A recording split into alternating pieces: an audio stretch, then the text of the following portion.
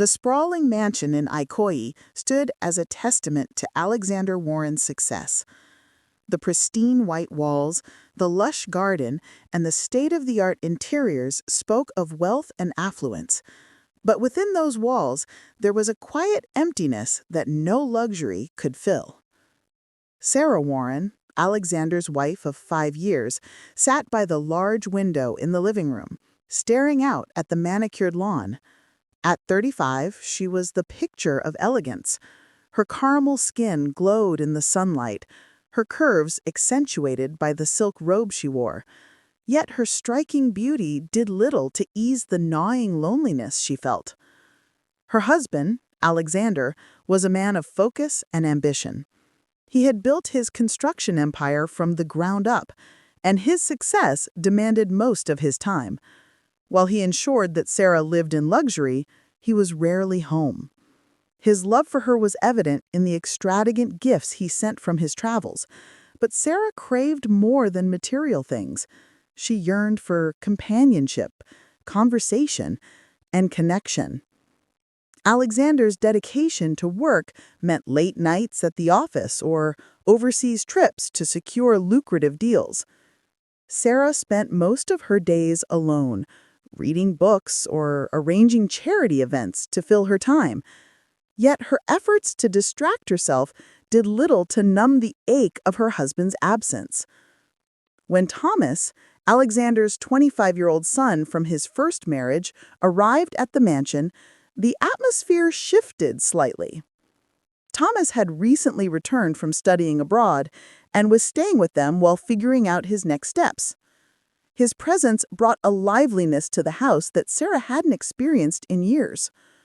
One afternoon, as sunlight streamed into the living room, Thomas walked in after a workout. Dressed in a casual white t-shirt and shorts, his easy smile lit up the room. "Good afternoon, Sarah," he greeted warmly, grabbing a bottle of water from the fridge.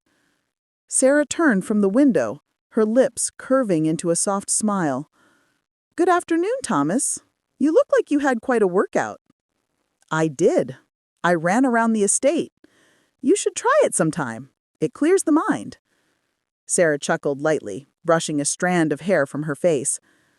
"I prefer yoga. Less sweat, more stretching."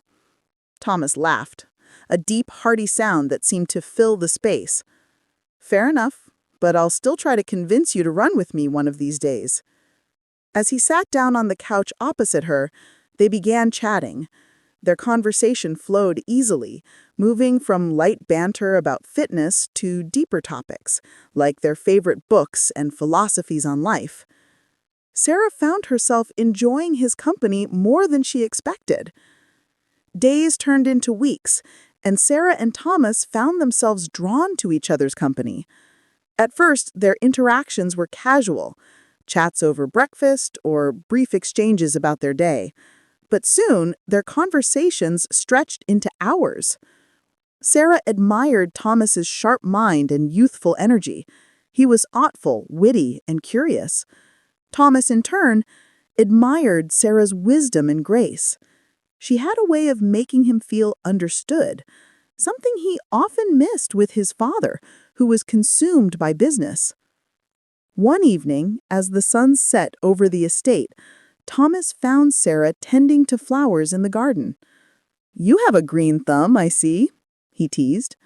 Sarah smiled. "Gardening is therapeutic. It's one of the few things I can control." Thomas knelt beside her. "Teach me then." They spent the evening planting seeds and sharing stories.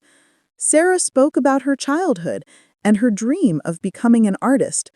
Thomas listened, fascinated. He had a way of making her feel understood, something she often missed with her father, who was consumed by business. "I think you'd make a great artist," he said. "Maybe in another life," she replied softly. When Alexander returned from a trip earlier than expected, Sarah prepared a lavish welcome dinner. But Alexander barely acknowledged her effort, instead discussing business over the phone. Sarah hid her hurt and cleared the table. Thomas appeared and offered help. You don't have to, she said. I insist, he replied. As they washed dishes, Thomas noticed the sadness in her eyes. Are you okay? I'm fine, just tired. Over the next days, Thomas tried lifting her spirits, joking, suggesting outings, even making breakfast. Their bond deepened, tension rising between them. Sarah reminded herself she was married. Thomas fought guilt and attraction. One rainy evening, the power went out. Alexander was away again, leaving Sarah and Thomas alone. They lit candles and sat listening to the rain. Tell me something, Thomas said. If you could change one thing about your life, what would it be? I'd want to feel seen, she whispered. Thomas frowned. You are seen.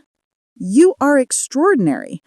Anyone who can't see your light is blind. Sarah's eyes glistened.